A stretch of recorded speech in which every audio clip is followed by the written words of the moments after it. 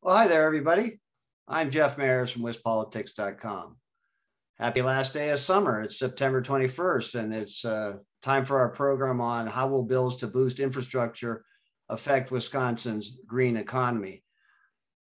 This program is organized by WisPolitics and WisBusiness.com, and want to thank our generous sponsor for this event, the Wisconsin Environmental Initiative, and additional sponsorship support from the Construction Business Group. So thank you, both of our sponsors. Just want to plug our companion event, if you will, September 29th, next week in DC. It's an in-person event. We're going to have a little discussion on infrastructure with Congressman Mark Pocan on the Appropriations Committee. And he will be at the AT&T Forum with a group of Wisconsin folks who attend our DC events. It'll be our first in-person DC event since March of 2020. And you know what happened then. Okay, so to get this one started, we have a great program today. We have a top White House official, we have a veteran DC journalist, and we have two state lawmakers. But first, I want to have John Ives from the Wisconsin Environmental Initiative give us a little welcome. Hi, John. Thanks, Jeff. Well, welcome everyone to the WisPolitics virtual luncheon event on the green economy. You know, at WI, we believe the time is right to advance a more sustainable Wisconsin economy. In fact, we're working with the American Sustainable Business Council, the leading organization representing the policy interests of responsible companies and their stakeholders. ASBC strongly supports the bipartisan infrastructure and reconciliation bills and advocates strongly for issues like national paid family and medical leave and guaranteed child care to provide working families with the support they need in today's care economy. Addressing climate change is another priority, including targeted investments in renewable energy and building efficiency that will benefit Wisconsin-based companies like Johnson Controls and help fast-track recommendations in the governor's task force on climate change report. Advancing electric vehicles, fast charging stations, and high-speed rail would give the state a competitive advantage by helping drive economic development that attracts young talent and tourism dollars. Workforce development provisions in the bills would help workers in low-income communities and communities of color and create more good-paying jobs throughout Wisconsin's 354 clean energy supply chain businesses. And those workers are going to need housing, lots of affordable greenbelt housing to help revitalize our Main Street economies and spur rural economic development. Regenerative agriculture and critical water infrastructure are other priorities, and the bills provide over $6 billion to repair and rebuild Wisconsin roads and bridges and expand high-speed broadband to help bridge the digital divide in rural and underserved urban areas. In short, the infrastructure bills represent once-in-a-generation funding that can help lay the groundwork for a stronger, more sustainable and resilient green economy, one that values-based businesses in Wisconsin will certainly thrive in. Now I'd like to hand it back to Jeff, of course, who's our president of WisPolitics, and he'll introduce our distinguished lineup of speakers.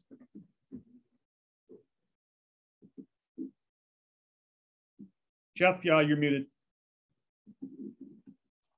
Hey, I ought to know this by now. Thanks, John. Really appreciate your help on this event.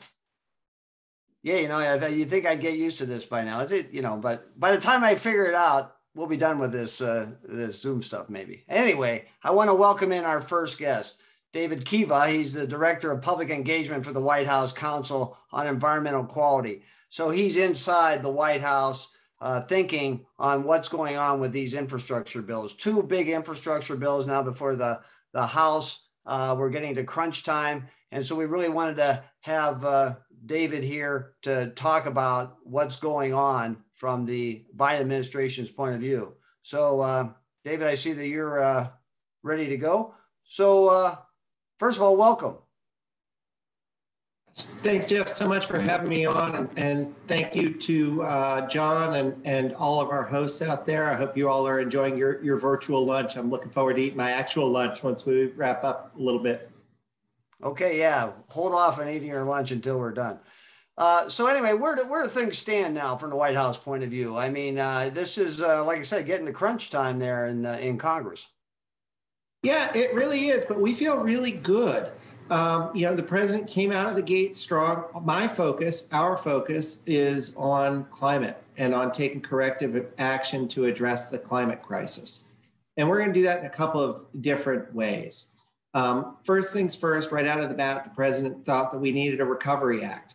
We needed to recover before we could really fully rebuild. So he passed that big bill to help get checks in Americans' pockets and help get folks back to work. The recovery obviously is tied to the pandemic. So we've been out there getting Americans immunized every single day, working to get this horrible pandemic that has us all stuck in these sort of Zoom rooms as opposed to in person and with one another in person every single day. We're working hard at all of that. And since that's working, we need to go a little bit further. And there are two main ways that the president wants to do that. The first is through his bipartisan infrastructure deal. That's a good deal for the American people. It'll give our business community what they have told us they need in order to recover and really be competitive. It'll repair our roads, which are in disrepair. You know, Wisconsin is not in as bad shape as some. The American Society of Civil Engineers gave the state a C grade, which I think is above average. I think the nation got a D minus, but a C, I mean, at least when I was in school, still wasn't very good. We've got hundreds and hundreds of bridges that are in disrepair, highways that are falling apart, that are costing Wisconsin taxpayers money as they drive down them and ding up their cars, and insurance often won't pay for them.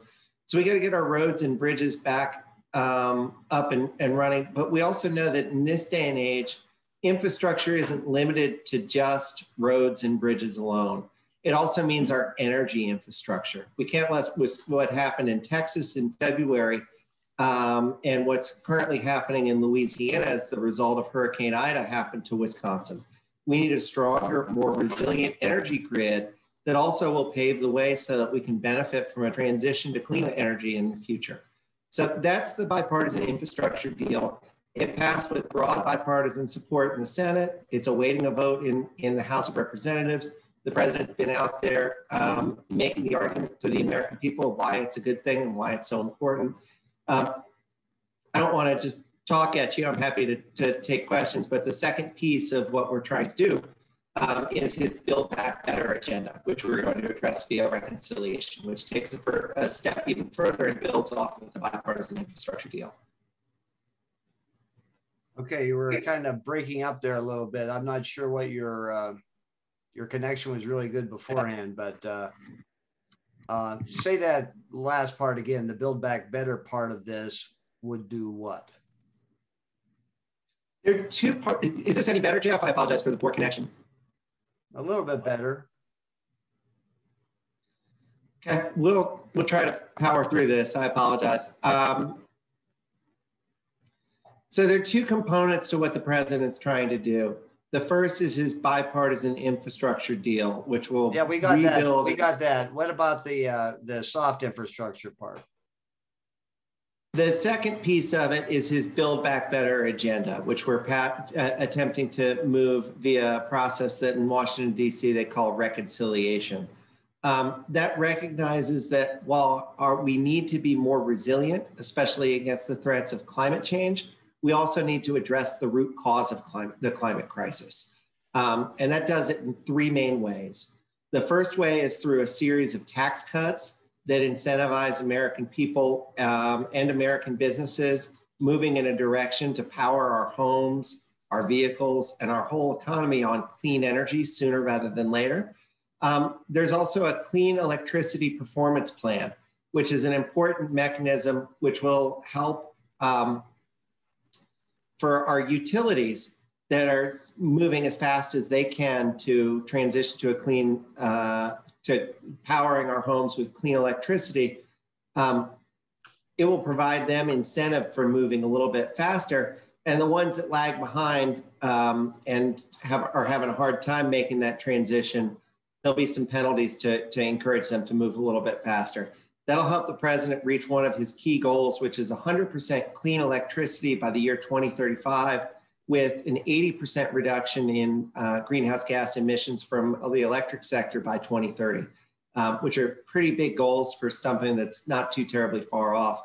And then third, last but not least, his climate plans within his Build Back Better agenda include the restoration of something called a civilian climate corps, which is modeled after an FDR program during the New Deal called the Civilian Conservation Corps, which is going to put lots and lots of young people to work, helping with resilience, helping to create new parks and green spaces for our families to enjoy, and putting folks to work on a path that will lead them to a career if they choose to take one, working outdoors and making our economy more resilient.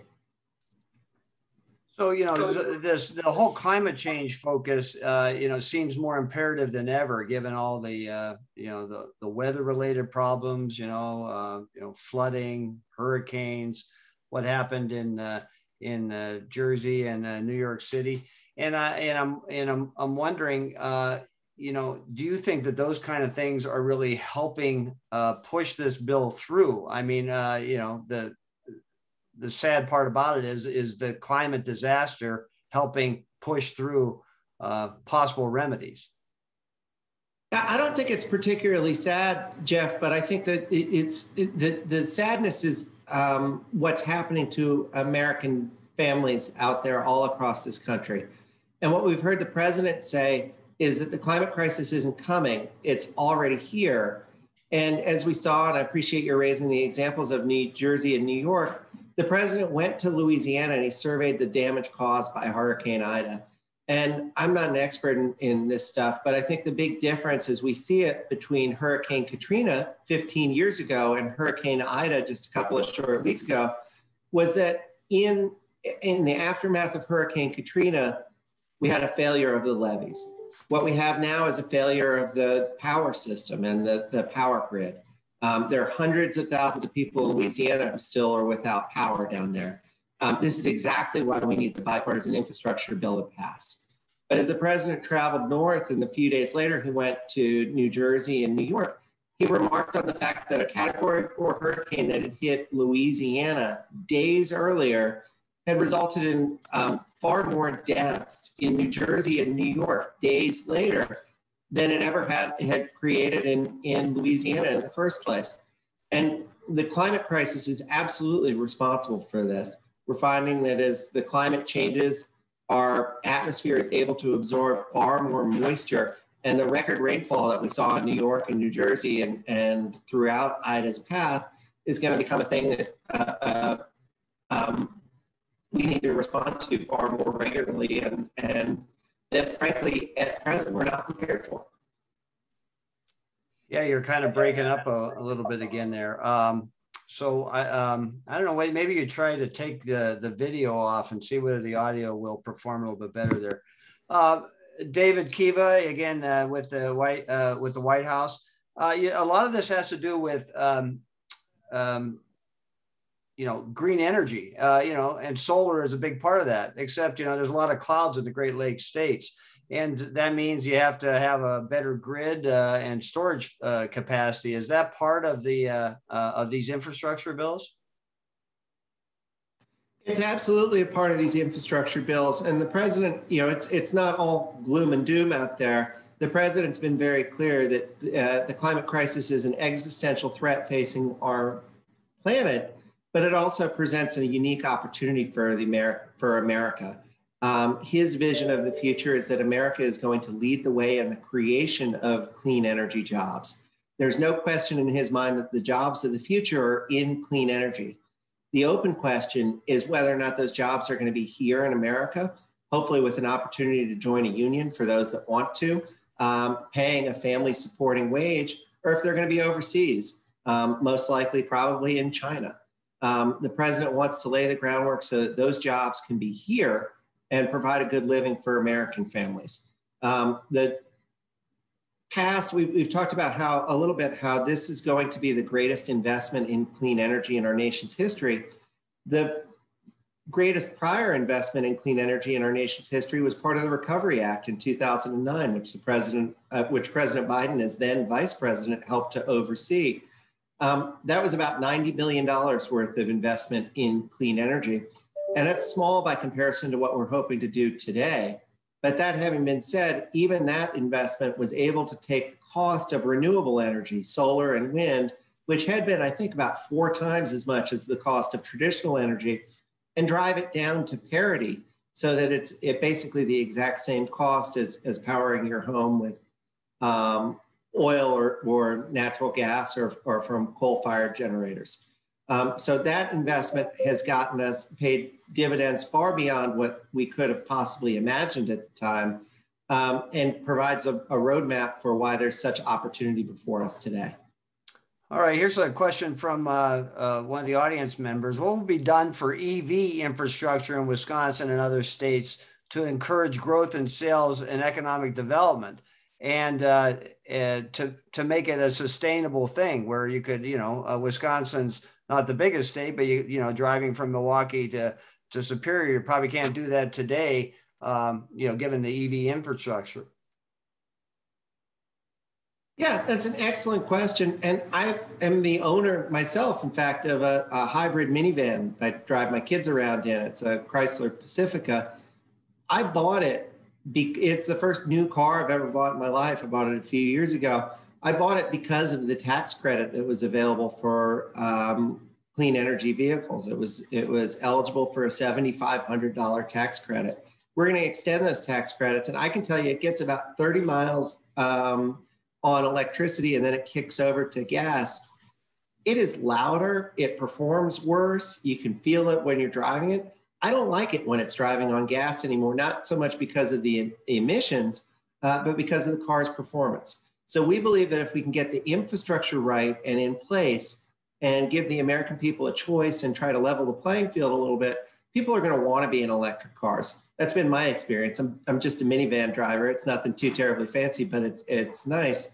I like it. But we're going to create over 500,000 charging stations all across this country so that people don't have what's known as range anxiety, that they know that if they have a fully electric car, that they can get where they need to go and won't have to worry about it running out of charge.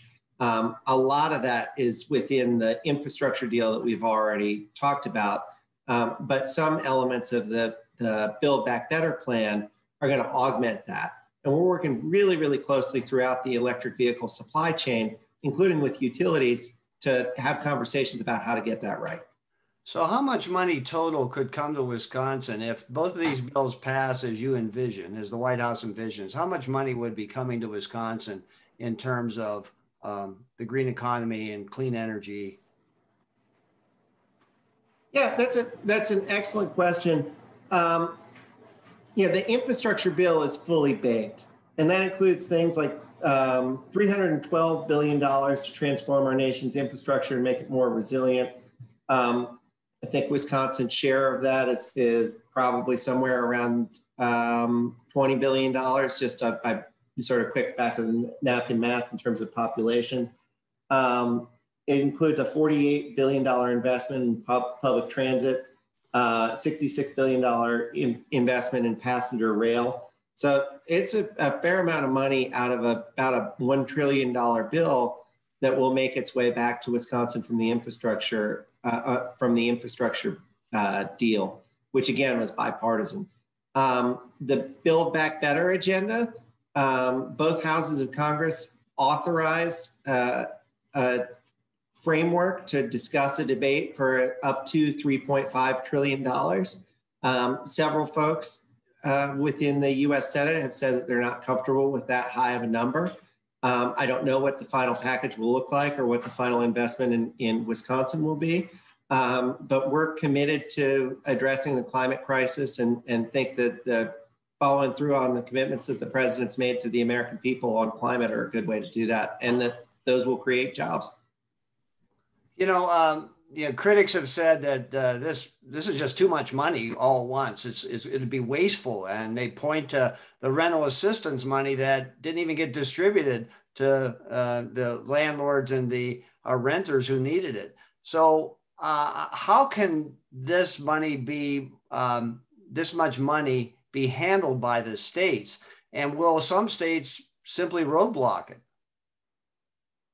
Yeah, we certainly hope not, but this is another area where President Biden has great experience. Back in 2009, 2010, and thereafter, then President Obama asked then Vice President Biden to oversee the Recovery Act And he was proud of the fact that we were able to get those funds out to the states and through and to the American people with a record little amount of waste, fraud, and abuse. So this is an area where the president's got a lot of experience, where he bird dogged this thing every single day during the Recovery Act, and we're going to do it again.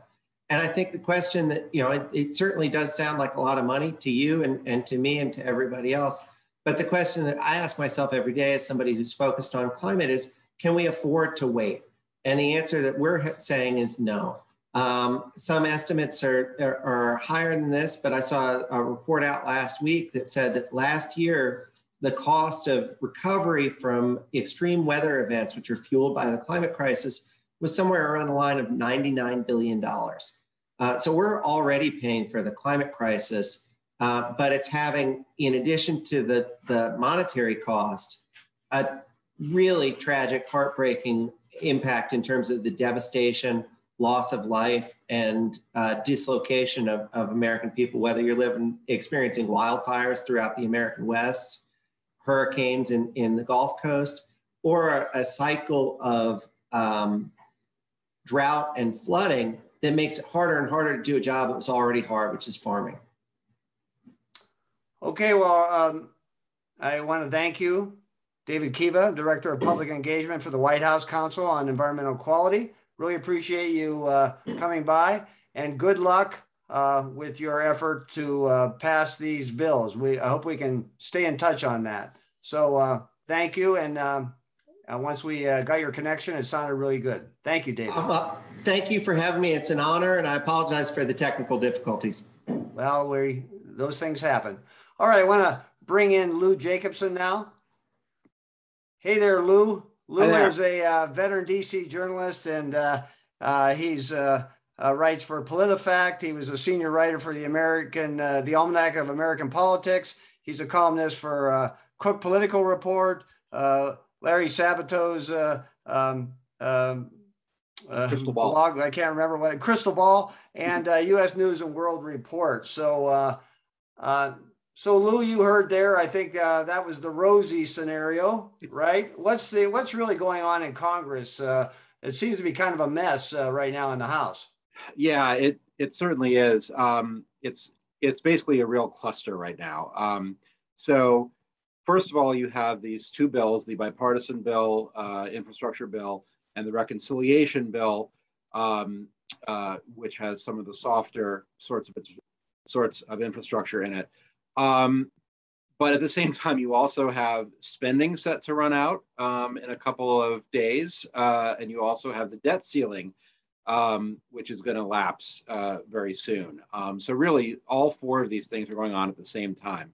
Now, Speaker Pelosi is considered a great sort of, strategist and tactician in the House in terms of policy and just getting things through the chamber. She's got her hands real full right now. Her own caucus, for starters, is deeply divided. You have a bunch of progressives, 6 to 9, 12, who are very much in favor of having the largest possible reconciliation bill. And then you have a group of moderates, about 9 or 10 moderates, who are wary of spending too much. They have some tougher districts to run in, particularly in the first midterm election of a presidential term. It's always rough for the party that controls the White House. And so each of those two sides has made demands about exactly how they want it to go in terms of the procedure of passing it in the House. They don't want the other side's bill to pass until theirs is already teed up, and vice versa. And then you have the Senate versus the House. The Senate 50-50, Democratic control barely by the Vice President. You have a bunch of more moderate senators, particularly Senator Joe Manchin of West Virginia, and also Kyrsten Sinema of Arizona, who are Democrats, but who are moderate and who really want to make sure that they support the bipartisan infrastructure bill, but they want the secondary bill to not be too large. Again, there are some additional factors with Senator Manchin, whose state is historically dependent on coal, and so clean energy is not something that the constituents of Senator Manchin are very wild about necessarily. All these things kind of striking at the same time with some real deadlines in terms of the debt ceiling and the spending bill are really going to make it a challenge to pass. Well, it seems like there's a battle for Democratic unity. Then there's a battle, against, Republican opponents, who say this is, wasteful spending, that, the states it can't even handle this amount of money coming down the pipeline. And so, we're a purple state here. So, politics is kind of intrinsic in this discussion, I imagine, with Democrats, like, well, we have to pass this stuff now because this is our big shot, and this is how we set ourselves up for the midterm elections. Yeah, I mean, what I can't really yet get a handle on is how much of this is kind of kabuki theater, where each of the sides is sort of playing to their supporters and saying, I'm out fighting for you, and we're going to get the best possible deal we can, and whether eventually they will come to a deal, or whether they are really willing to go and play chicken and risk not getting a deal. I mean, the GOP can just sit back and relax. Basically, they don't want to see certainly the reconciliation bill pass. That about a third or so of their caucus in the Senate supports the infrastructure bill. But in terms of the Democrats, they're facing a midterm election. It's going to be tough. Already Joe Biden's having some challenging couple of months on various fronts, Afghanistan, among other things, and of course, COVID kind of resurging in certain places. And so Democrats are really going to need something to kind of present to voters. If they fail to pass either or both of these bills, what is their argument going to be in the midterms? So is that a strong enough motivator to kind of go against your kind of ideological predispositions and accept half a loaf? I don't know. I mean, historically it has been, but we are such a polarized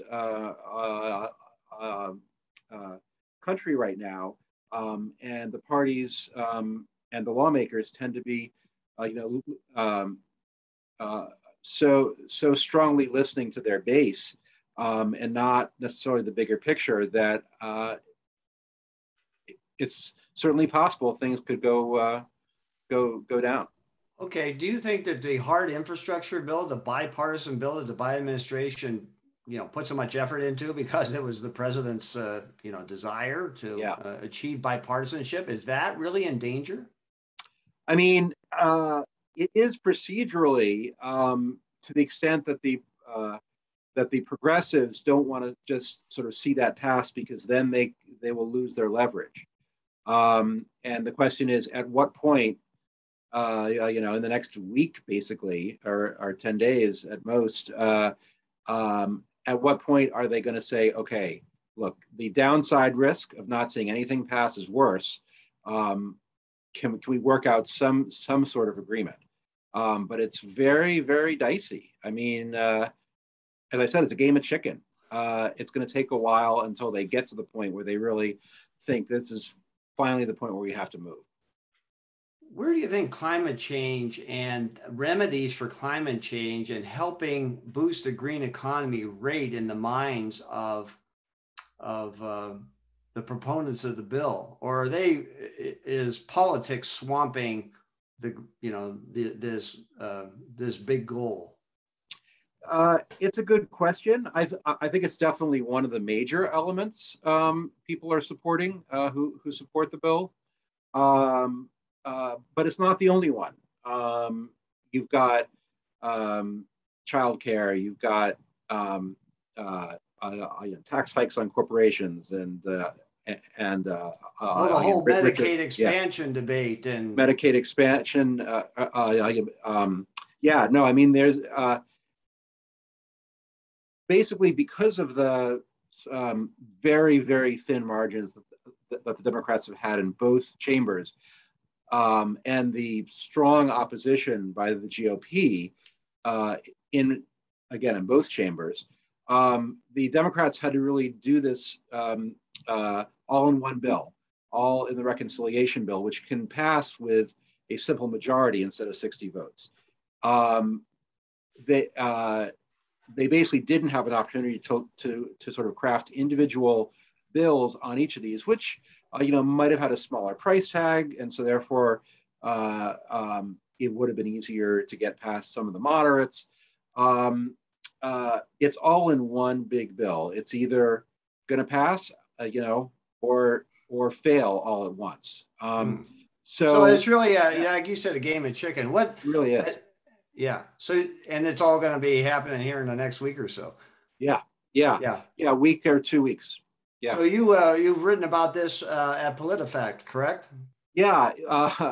I did a story about maybe 7 to 10 days ago, which was challenging because there are these little micro moves that happen every day. Somebody from the moderate coalition says something, or somebody from the progressive caucus says something, or Senator Manchin or Senator Sinema says something about how they feel.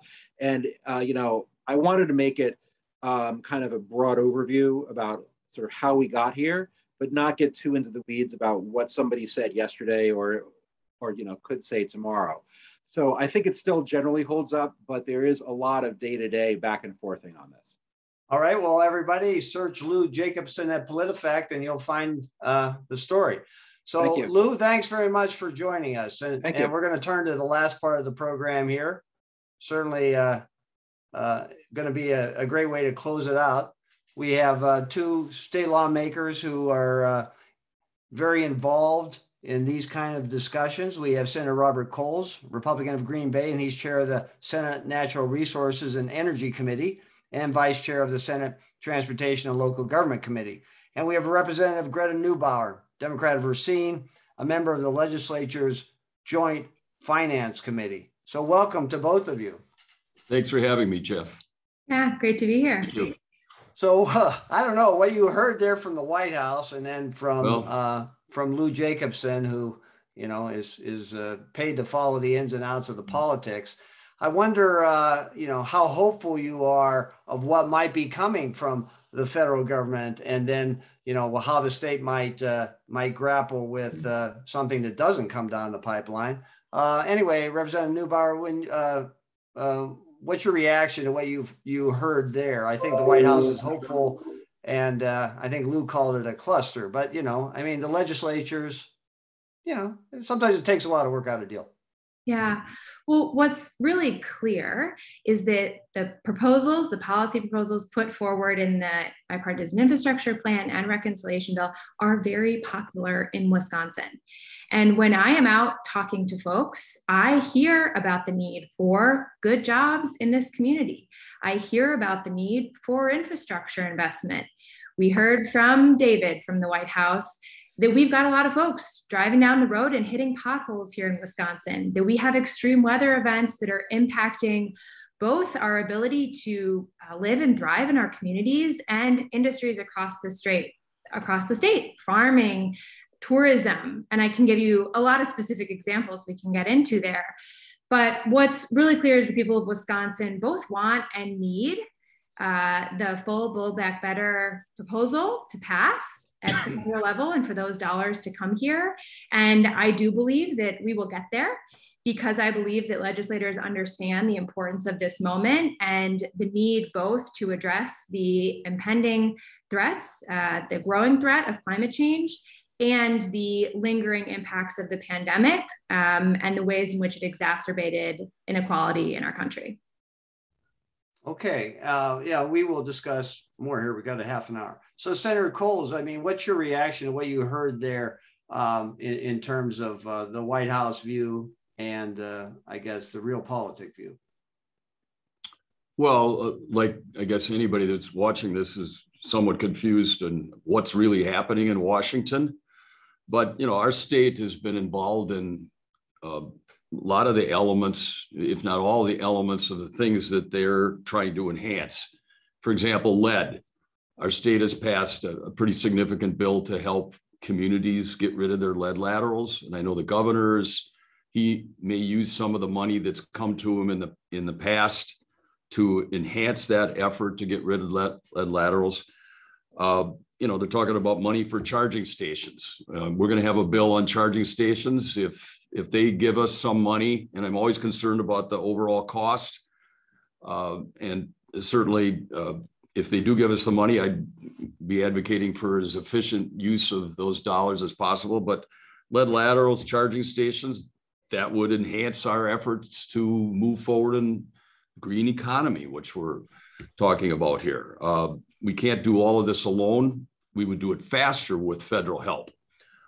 Sewage plants, there might be something in the water infrastructure component of the larger bill to help a number of our key water or sewage plants to be less polluting. They're pretty good right now. Maybe they'll go to another level and we'll have even cleaner water in some of those sewage plants. Battery storage, which I'm very interested in, if that's in the plan, that would be a very excellent thing to help more of our solar fields, which are popping up all over our state. The green economy is moving forward. Utilities are moving forward. Citizens are doing it on their own. John Ives pointed some of this out. A number of companies are doing things. Things are happening like crazy in the so-called green economy. And the state's pushing it to some degree, but citizens are taking it in their own hands to a certain degree. Utilities, businesses, citizens, it's happening. If the feds give us more money, which we would hope is done efficiently again, it'll go faster. So I'm hoping that whatever happens out there, I hope the legislature is involved in this, and it's not just all the governor deciding like the ARPA package, but I don't know. I mean, we'll find out what they do, and I'll try to be following this through articles in the New York Times and Wall Street Journal, et cetera, to figure out where it's going. But we're involved in all these different things to varying degrees, and I think we can do a little bit more on some of these things on our own. But if there's something coming from the feds, it'll go faster. Yeah, let me just stay with you, Senator Cowles. You've been big on the electric vehicle charging stations and making sure there's a network. Right. But again, without the federal money, you're just saying that kind of effort will go more slowly. Yeah, well, our bill is $10 million that's left over from the Volkswagen settlement. It's been sitting there for 2 years. If we get that out there, Public Service Commission can give grants to entities that want to put these up, and hundreds more can be popped up around the state, so there'll be more electric cars. I do believe electric cars are the thing. It's happening. The question is, how fast does it happen? And does our state keep up with other states that are moving forward? I think some 35 states have already facilitated the charging stations and made them exempt from their Public Service Commission regulations. I think I've got that right. And we need to keep up. There's people that want to buy electric cars. They're less polluting. It's part of a big giant equation of attacking climate change, along with other things. So I'm hoping we can make progress in that, possibly with the help from the federal government. Yeah, Representative Neubauer, you're on the Joint Finance Committee. Senator Cowles has been working for many years on the Audit Committee. Government isn't always really efficient, and I'm just wondering, all this money. I think it's bewildering. I think it's hard to grasp how much money could be coming down the pipeline to Wisconsin. Not that it couldn't speed things up, like Senator Cowles says, but do you worry about like overload? Like I pointed out before, this rental assistance money that just sat parked in state, that seems like a terrible thing. Yeah. Well, the timeline for implementation of both of these bills is over the course of several years. And what we need right now is urgency around these issues, particularly around climate change and inequities in our state. And so it's not a concern for me. Of course, there are some nuances and complications as to how the funds would be distributed here in Wisconsin, which happy to talk more about. But to me, the priority is addressing the issues that we have faced in our state for a long time. You know, the senator talked about lead pipes. The Build Back Better agenda replaces 100% of lead pipes in Wisconsin and across the country. It expands broadband to 100% of Wisconsinites. Now, some progress has been made over the last several years on these issues, but there's no excuse for Wisconsinites to be turning on their tap and worried about the impacts that that drinking water could have on their kids, families, future children. There's no excuse for kids in rural areas or small businesses to be unable to do their homework or pay their bills because they don't have access to high-speed internet. Wisconsin is lagging behind, and there are incredible investments in this bill that would mean that we are able to truly transform the economy and move forward into the next century. So let's make up for lost time is what you're saying, right? And another thing is, you know, I don't think all sectors of the workforce welcome these. They're kind of afraid of these kind of new kind of jobs. Mr. Kieve, David Kieve at the White House mentioned he hopes those are union jobs. But, I'm not sure that union workers, I'm not talking about the leadership necessarily, but the rank and file have always embraced this idea because we're a manufacturing state. And now this would be a big new phase. How do you think your constituents and rank and file labor folks feel about this? Yeah, well, the reality is our economy is transitioning. Our utilities are closing coal plants. Our major car manufacturers are moving towards electric vehicles. We need to recognize that this transition is happening. And I think folks here in Wisconsin do see that, they know that, and they are just concerned about what comes next. I think it's extremely reasonable for people who have worked in these legacy industries to be concerned about the quality of the jobs that are coming, to say, we don't want these to be replaced with jobs where we're making $10 an hour and don't have union representation. Which is why I think the Build Back Better agenda does such a good job, because it says both, we are going to be addressing our carbon footprint and tackling climate change, but we are doing that with an equal commitment to actually creating those good jobs through things like the Civilian Climate Corps that can help young people get involved in the energy transition and do so in a way that leads them to a real viable career path, through making community college free for every student in Wisconsin and investing in workforce development and workforce training. These are the kind of things Wisconsinites want to hear, because they know that that means that their kids and grandkids will actually have an opportunity to get a good job, to stay in Wisconsin and to thrive here. So Senator Cowles, I'm going to start off by asking those two questions of you, but in terms of, your work on the audit committee, I mean, you've seen some things that have gone awry over the years. Do you worry about all this money coming down the pipeline and how the state can grapple with it and monitor and leverage it in the most efficient way? I worry about a lot of things. And fortunately, we've got this incredible audit bureau that will be looking at all those federal programs that have already come to the state, and they will be giving us credible analysis to the extent that it's available in the single audit. Every year, all those federal programs are audited, and it's a major task of the audit bureau. So we'll have an idea of how the spending has gone thus far with the three different big federal programs that have come through. So we'll get information on how effectively they were spent. And yeah, absolutely, I'm worried about it. But I mean, would I like to see some more money to help put this lead issue behind us? I would. And I'm sure that in a bipartisan way, most legislators would feel that way.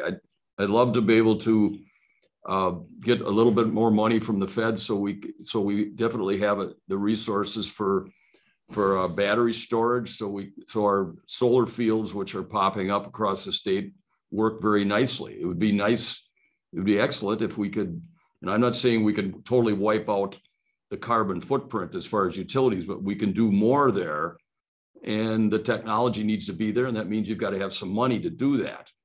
So yeah, the Audit Bureau will be involved in all these things and track it as best we can. Now, what do you tell, you come from, you represent a community that has a lot of manufacturing jobs, and some of those are union, but at any rate, there does, what do you tell, you said in this program earlier, hey, the green economy is here. It's galloping ahead. Mm-hmm. We better catch up. Government better catch up. What do you tell? Is that what you tell your constituents or people who may be worried about that the new economy is going to leave them behind? Actually, I'm not hearing from constituents that concerned about that. We provide all sorts of money to the technical colleges. We've got the Fast Forward program that I was involved in starting when Governor Walker first came in office, and that's helping retrain people. But I am not hearing from people concerned about losing their jobs to the new economy. It could be more subtle behind the scenes, and maybe I might be, maybe I'm not hearing something that I should be hearing, but I think most people realize that we're in a world of changes in energy policy and technology. When I first started in office, there was no internet. Well, that's obviously consumed us right now, and we wouldn't be doing this right now. So we've got to make sure that if there are segments of the economy that are removed from viability, that we help train them. So I'm a strong supporter, and there might be some initiatives in the federal package that would help us further train more people for whatever's coming next. Yeah, where do you think that? We'll start with Representative Neubauer and then the Senator Cowles. What do you think is the biggest potential job creator in all of this? Is it battery storage? Companies like Johnson Controls? Is it new engineering jobs? I mean, what do you think is the big potential? Yeah, it's a good question, and I may skirt the question a little bit by saying that, of course, there are multiple really important sectors, and I'll focus on one, which is transportation infrastructure. Right? We know that we're moving towards electric vehicles, but we also know that there are many people who rely on public transportation, and that's going to be a critical part of this package as well. So this proposal would put $590 million to Wisconsin to invest in public transit over the next 5 years. And it puts significant resources towards EV charging. And then, of course, rebuilding the roads and bridges that we really need to make all of this work. So I'm excited by that. Those jobs, those are union jobs, right? Those are good jobs that people in Wisconsin know, they recognize, and I think are really excited to have an opportunity to join that workforce. This bill, the combination, the Build Back Better agenda, would create an estimated 266,000 good jobs in Wisconsin in infrastructure. It's almost hard to comprehend that number, but it actually is possible. And again, these are the kind of good jobs that people in our communities need, that they're looking for, and that reduce the long-standing inequities in our state, particularly along racial lines. Those kind of jobs are jobs that bring people into the middle class and help them stay there. Okay, and in your district or close to your district, the Foxconn folks were said to be dealing with perhaps an electric vehicle manufacturer. Have you heard anything new on that? I don't have the inside scoop there. Of course, I hope that pans out. There's some reason to be skeptical of some of the things that Foxconn says that they're going to do going forward, but I will continue to hope that they do create some good jobs in our community. Yeah, I mean, the state has a big tradition of manufacturing vehicles, and GM is gone and AMC is gone, but they're making vehicles in Oshkosh for the via defense contracts at any rate. Okay, Senator Cowles, where do you think the biggest potential lies for the new jobs that could be created through the state's efforts and through the federal efforts? We already have a very nice supply chain in the solar area, so I think that could be enhanced. Even more jobs could be created there, along with the battery issue, battery storage. I think that there's potential for more jobs, especially in our southeastern Wisconsin area, where we've got some battery manufacturers now. So that's where I see most of them, but time will tell. Yeah.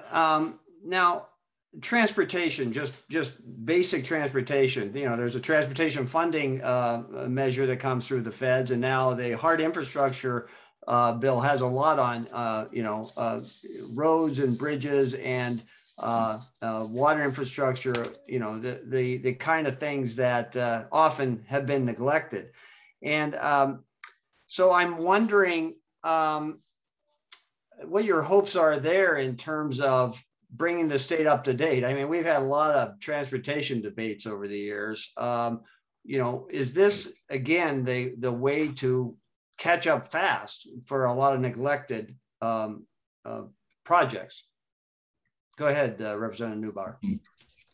Well, I think you may have a sense of my answer. I would say absolutely. The Build Back Better agenda is talking about repairing, is proposing to repair 225 miles of roads, 44 bridges. And again, we've got that other infrastructure as well in lead pipes and grid modernization. We know that climate change is going to exacerbate the existing issues that we have with our infrastructure. We're seeing that already. Floods, taking roads out of commission. Right here in Racine, we have homes that are falling into Lake Michigan or needed shoring up so they wouldn't fall into Lake Michigan, and public paths and parks that are not usable because of climate change eroding the paths underneath where the public historically walks near the lake. So we've got those impacts happening right now. They're happening across the state. And I absolutely believe that this agenda is necessary, both to rebuild that critical infrastructure and to really be increasing our resilience so that we're ready when climate change continues to impact our state. Yeah, Senator Cowles, is this, do we really need to fix this stuff right now and get ready for, greater climate occurrences like flooding? Well, we did a bill on, making it easier for municipalities to get permits to deal with flooding, what's called a hydrologic considerations bill. So it's something I'm following, but as far as bridges, roads, it's not clear to me whether, that's imminent that you have to do that right now. I mean, anybody that drives a road still recognizes we've got problems with, roads that aren't as well maintained as they should be. So if the feds can give us some dollars to help fix those things, I'd take them just because of that issue. Take the money just because of the fact that we don't have enough money at the state level to keep them all fixed. So, but as far as the interaction with climate, I'm less sure how imminent that is, even though I'm certainly a believer that we're in climate change. And that's why I've been so involved in a number of issues over the years, along with the focus on energy program probably being the number one thing to try to suppress demand in our utilities, and then personal advocacy of hybrid cars. I've been driving a hybrid car since 2001. So I totally buy into, I'm aware that and believe that we have a concentration of carbon in the atmosphere that's going to have a number of effects as time goes by. But whether we've got to start redoing our infrastructure right now because of that, I'm less sure about that. Yeah, you made reference to your bill that was signed in August, Wisconsin Act 77, in which you call a smarter approach to flooding, which is allowed for a little fast tracking on a restoration of water projects. So you can look that up at Senator Cowles' website. We're running short. Sort of last question here. I think emblematic of this, this part of this discussion is the big mega road projects. We've had some back and forth on some of these projects. Most of them are in Metro Milwaukee, since a lot of traffic flows through Metro Milwaukee. And so, one debate that's popped up there is the expansion of I-94. I think Governor Walker put that on hold, and Governor Ives put it back. And now there's been some questions raised on expanding I-94. Representative Neubauer, you talked before about money for public transportation. I don't know, do you fund mega projects and do more public transportation, or is it an either or proposition for the I-94, for example? Yeah, it's a great question.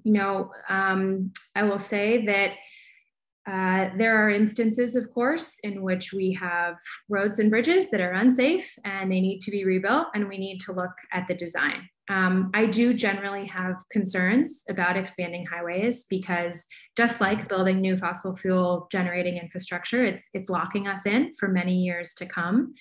And we do need to be careful about how we spend our resources. And we also need to look closely at the impacts on the communities surrounding any proposed highway expansion. Of course, the creation of I-94 really impacting low-income people and communities of color in Milwaukee the most. So I do have concerns about that project. I was glad to see the Department of Transportation commit to further study and making sure that they are taking all those factors into consideration. And I am following that project closely, but certainly believe that going forward, we do need to be really prioritizing public transit here in our state. And I'll tell you that folks in Racine are still waiting on that high-speed rail and are looking forward to what the Build Back Better plan could bring in terms of connectivity within our community and in the surrounding area.